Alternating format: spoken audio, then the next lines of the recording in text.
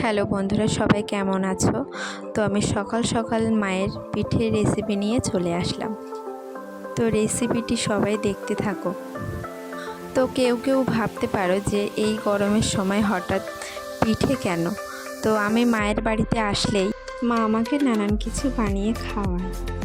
তো এর মাঝখানে আমার বান্ধবী আমাকে ফোন করেছিল। হঠাৎ জানতে পারলাম ও আমাকে দেখতে আসছে। আমার আগে এই 3 মাস হলো আমি হার্টের অপারেশন হয়েছি, তো ও তখন আসতে পারিনি, এখন আমাকে দেখতে এসেছে। আর এখানে দেখো বন্ধুরা, আমার মায়ের পিঠে বানানো শুরু হয়ে গেছে। তো আমার বান্ধবীর নাম দীপিকা। তা দীপিকা আমাকে বলল চল একটু আমার মামা বাড়ি থেকে ঘুরে আসি। তো আমরা ওর মামা বাড়িতে যাচ্ছি। তারপর ও ওর মামিকে ফোন করে জানলো ওর মামি কম্পিউটার সেন্টারে আছে। তো আমরা সরাসরি মামির কম্পিউটার সেন্টারে চলে গেলাম। তো এখানে এসে দেখছি সবাই ক্লাস করছে, আর দীপিকা তো চলে গেছে ওর মামির সাথে গল্প করতে, আর আমার বাবান বসে আছে চুপ করে। আর আমি এখানে গাছের ভিডিও নিচ্ছিলাম, আর বাবান তার মাঝখানে চলে এলো দেখ।